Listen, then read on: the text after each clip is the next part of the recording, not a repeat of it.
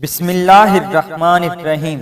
حضرت ابن عباس رضی اللہ تعالی عنہما نے بیان کیا ہے کہ جب حضور پر نور صلی اللہ تعالی علیہ وآلہ وسلم نے صلح حدیبیہ کے روز مکہ شریف کی طرف واپسی کا خیال فرمایا تو مسلمان پیاس سے نڈھال ہو رہے اور کہیں سے بھی پانی نہ ملتا تھا۔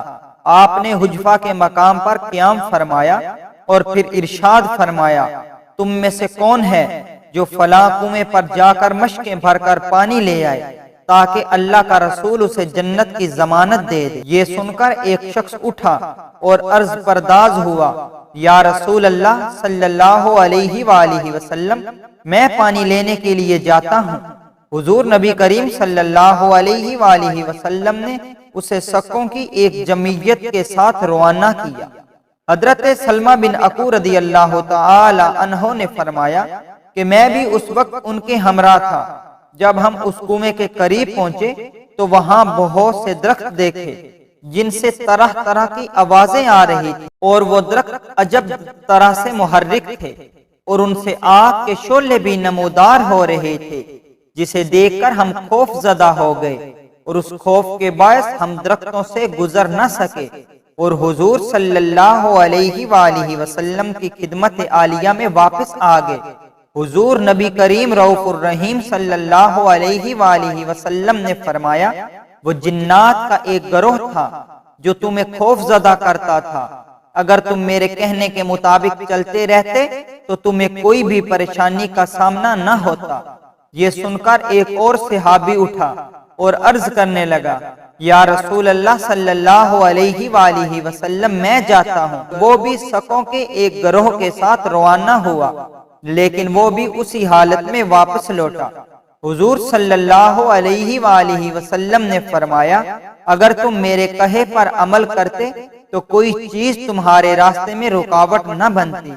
اسی سوچ بچار میں شام کا وقت ہو گیا اور صحابہ کرام سخت پیاس میں مبتلا ہو گئے۔ حضور نبی کریم صلی اللہ علیہ وآلہ وسلم نے حضرت مولا علی علیہ السلام کو بلوایا اور ارشاد فرمایا، فلاں کنویں سے پانی بھر لاؤ۔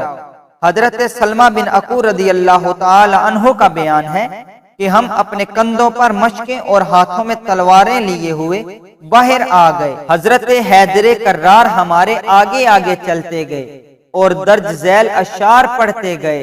میں بلدوں میں پڑھنے سے رحمان کی پناہ مانگتا ہوں اور میں داد و دہش کے ساتھ ظاہر کروں گا اس مٹھی سے جس میں چھپا ہوا ہے، وہ ایندھن ہے اس کی کھائی کا جس پر بھروسہ کرتا ہے، اور اس کا پہاڑ پر چڑھنا ماں اس مٹھی کے جو لمبی ہے۔ جب ہم اس جگہ پر پہنچے تو وہیں آوازیں آنے لگیں اور درختوں نے ہلنا شروع کر دیا۔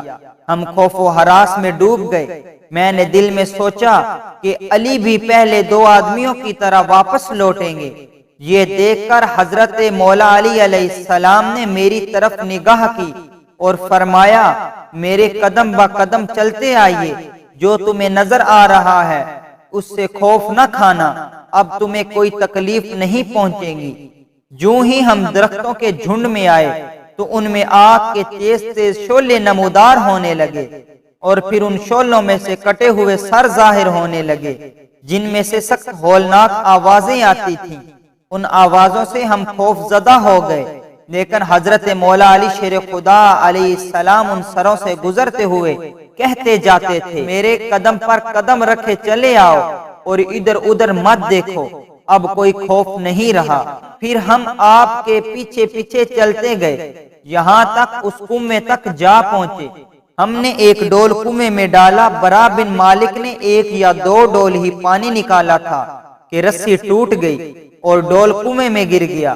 کنویں سے کہکوں کی آوازیں آنے لگی۔ حضرت مولا علی علیہ السلام نے فرمایا، کوئی ہے جو لشکر اسلام میں جا کر ایک اور ڈول لے آئے؟ ساتھیوں نے کہا، حضور ہمارے بس سے باہر ہے کہ ہم ان درختوں کے درمیان سے گزریں۔ حضرت مولا علی المرتضیٰ شیر خدا علیہ السلام کمر سے ٹپکا باندھ کر کنویں میں اتر گئے۔ کنویں سے کہکوں کی آوازیں اور زیادہ زوردار لہجے سے آنے لگیں۔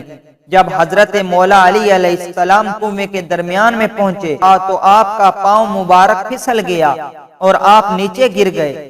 کنویں سے عجیب و غریب منظر کشی ہوئی اور اس طرح آوازیں آنے لگیں جیسے کسی کا گلا گھونٹا جا رہا ہو۔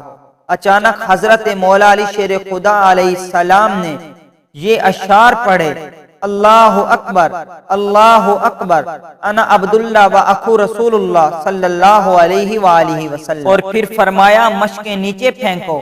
آپ نے تمام مشقیں پانی سے بھر لیں اور پھر ان کے منہ باندھے اور ایک ایک کر کے باہر نکالی۔ اس کے بعد آپ نے 2 مشقیں اٹھائیں اور ہم نے صرف ایک ایک۔ جب ان درختوں کے قریب پہنچے تو جو کچھ بھی ہم نے دیکھا اور سنا تھا وقوع پذیر نہ ہوا۔ ہم درختوں سے گزرنے لگے تو ہمیں ایک سہمی ہوئی آواز سنائی دی۔ عاطف نے حضور علیہ السلام کی نعت اور حضرت علی المرتضیٰ علیہ السلام کی منقبت پڑھنا شروع کی۔ حضرت حیدر کرار علیہ السلام نے یہ تمام داستان آپ صلی اللہ علیہ وآلہ وسلم کو سنائی۔ حضور صلی اللہ علیہ وآلہ وسلم نے یہ سن کر فرمایا وہ عاطف ایک جن تھا جو عبد الرحمن نامی تھا، جس نے بتوں کے شیطان مسعر کو کوہ صفا میں قتل کیا۔ سامعین و ناظرین، آخر میں ایک بار سرکار مدینہ صلی اللہ علیہ وآلہ وسلم کی ذات پاک پر محبت و شوق سے درود پاک پڑھ لیں۔ اللہم صلی علی محمد و علی آل محمد کما صلیت علی ابراہیم و علی آل ابراہیم انکا حمید مجید۔